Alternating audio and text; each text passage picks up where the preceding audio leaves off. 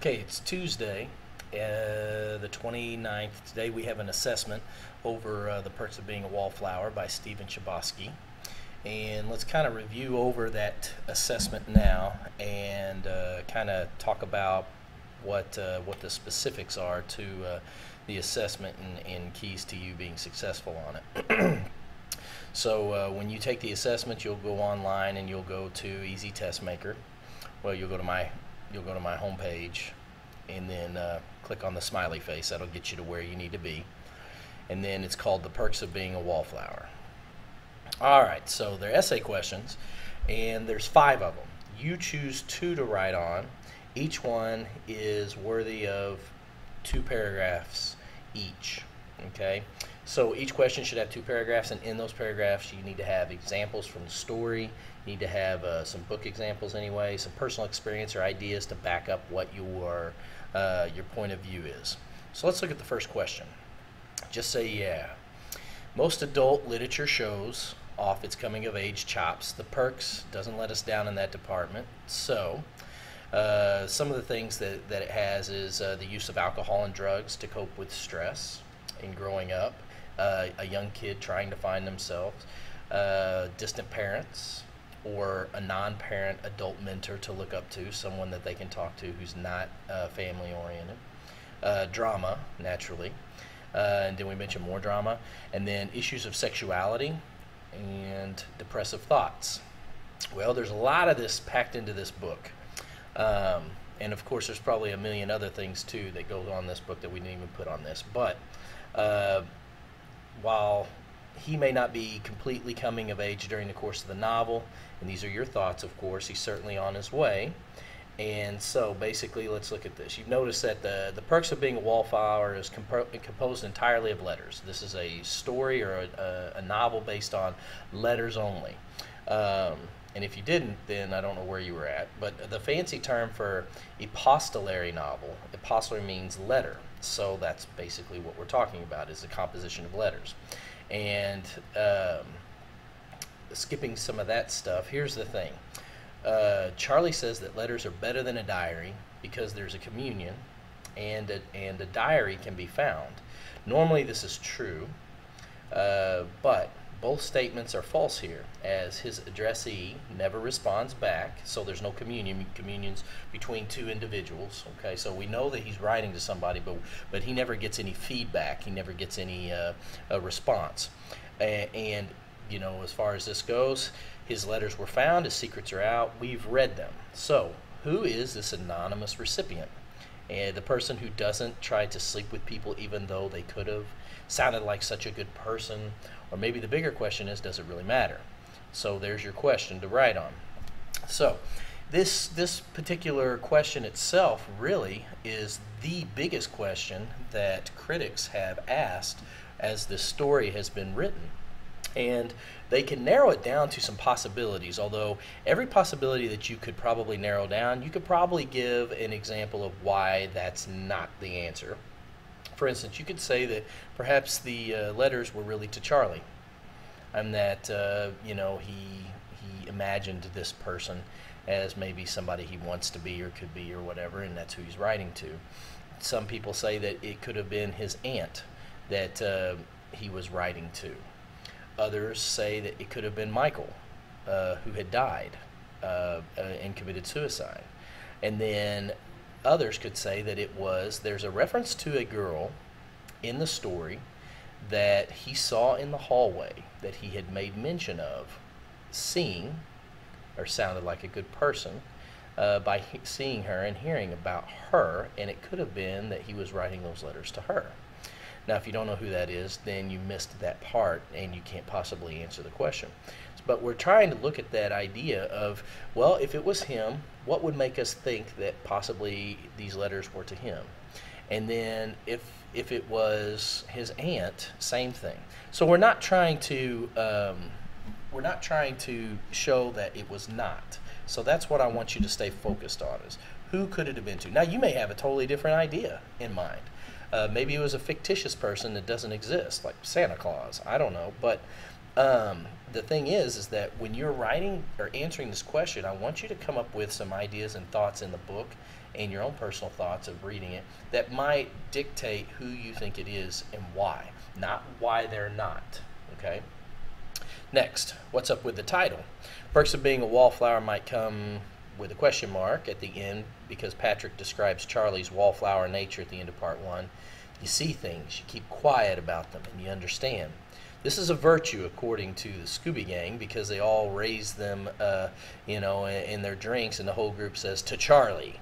But, it's a wonderful little toast, yes, but it's definitely nice. Charlie's been accepted, but they're toasting him for keeping quiet and his characteristics of silence, as well as a lot of mental turmoil for our favorite wallflower. So think about it.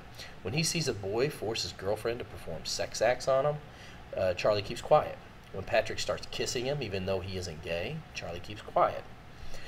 Even though he's very young, when his aunt molests him, Charlie keeps so quiet that he represses it entirely throughout this entire time until it bubbles to the surface so fast he ends up hospitalized.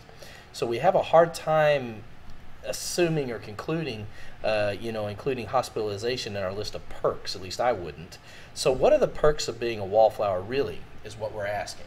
So I want you to think about what are the benefits of being a wallflower, someone who sits on the sideline, is quiet, they never reveal anything, but they understand, the mentality and the emotions of people and things like that. What could be some of the benefits that would go to that? And you have to think in terms of you make a good friend. People confide in you that they don't confide in other people. So those people who are really mysterious, quiet, or they have murky backgrounds, or they themselves have a sordid past where they might have been molested or raped, or they've done drugs, or they've been in trouble with the law, or anything like that, they might turn to you and confide in you because they know that you won't judge them. You'll understand and even sympathetic, but would also still continue to be a friend. Also the perks of being a wallflower, you never have to worry about being rejected because you never actually engage in anything. So there's very low expectations as far as that goes. But to that extreme, think about some of the perks that would go with actually being a wallflower. Next, the third one. Charlie travels through the tunnel 3 times, okay? And the first and third time, it's with his 2 best friends, Sam and Patrick, in the truck. The second time, though, Charlie's by himself, and it feels different. The lights at the end of the tunnel are different. When Charlie's driving himself on his way to a party to meet his friends, he spends a long time analyzing it. And it's really a decent analysis, really. And he pretty much explains the symbolism of the tunnel better than we probably could, or at least what we would have assumed going through his head.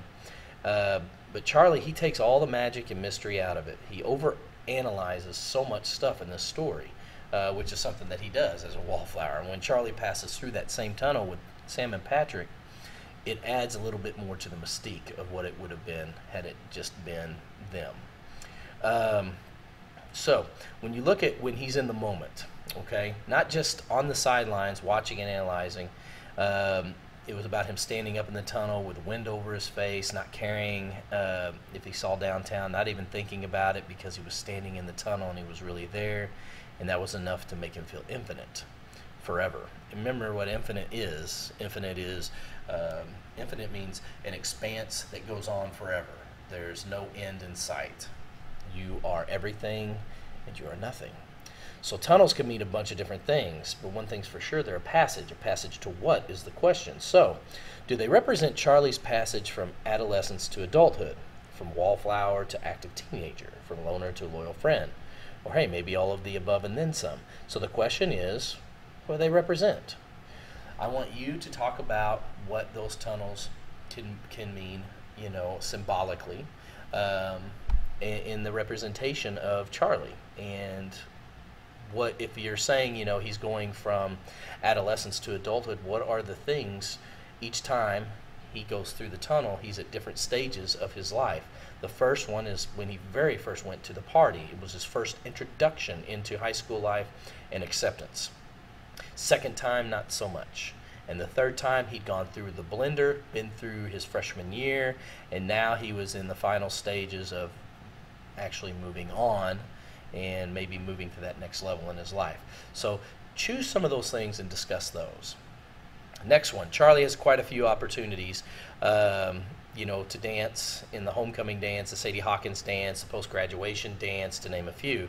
But all in all, he only dances once. So what gives? Because it's not about whether or not he's a real good dancer or anything like that. So here's some of the questions down at the bottom that you're to answer, okay? So instead, Charlie kind of lurks along the walls at the school dances, which is our Wallflower. And he's the first to admit that at school dances he sits in the background, taps his toe, and wonders how many couples will dance to certain songs. Well, these people dancing experience quite a lot, and Charlie just watches it go down. And Charlie actually doesn't start dancing until he and Sam share a slow dance. And then, he was talking about her holding him closer, and then they kept dancing, and then he really wanted the clock to stop so he could embrace this moment. So, should Charlie be dancing more? Will dancing make him less of a wallflower or bring him closer to others? Or is the fact that he's coming out of his shell and making friends that allows him to dance to begin with? So I want you to analyze that and discuss what your thoughts are about his ability to do that. One last thing to think about here. The only other time in the book that Charlie does dance is when he takes Craig's place in the Rocky Horror Picture Show. It hardly counts, right? But after all, he's in costume and he's only dancing because he's playing a character. But he is dancing. So is he hiding? So therefore he's able to dance, just like he would have been on the wall. And the last one. If the ending of The Perks were a cupcake, it'd be dark and depressing chocolate with sprinkles of optimism. And Charlie's been in the hospital for 2 months at the very end of his repressed memories of molestation at the hands of his beloved aunt that sent him out of control. But Charlie's lucky he's made friends and family that visit and support him, and things are kind of looking up. He writes at the end, "I'm not sure if I will have the time to write any more letters because I might be too busy trying to participate." And sure enough, it's Charlie's last letter. He signs off by telling us that we should believe things are good with him, and even when they're not, they will soon be enough. My question is, are you convinced about that? Has Charlie really come to terms with his sexual abuse, and what does the future hold for our Wallflower? Is he just going to be able to shirk off that skin that he's had for so long and put himself out there? I don't know. What are your thoughts? What would convince you one way or the other? And remember that a precursor to past behavior is a future predictor of future behavior. So people who act a certain way tend to continue to act that certain way in the future, which is why some people are very easy to read. People who are on drugs, people who drink, people who are verbally abusive, people who are irresponsible, things of that nature. Now, can those people change? Absolutely. But the thing is, what in their lives would mandate them to change? And it's usually not because they just sit down and they say, today I'm going to change. It's usually something would happen that is so dramatic in their life. Like maybe they get married, or they have a kid, or they hit rock bottom in whatever it is they're doing, or they go to jail, or they get hospitalized, or they lose a family member, something dramatic. Is this something that may have happened to Charlie that might wake him out of his wallflower mode? I don't know. That's up for you to decide and to choose. And that's basically our assessment.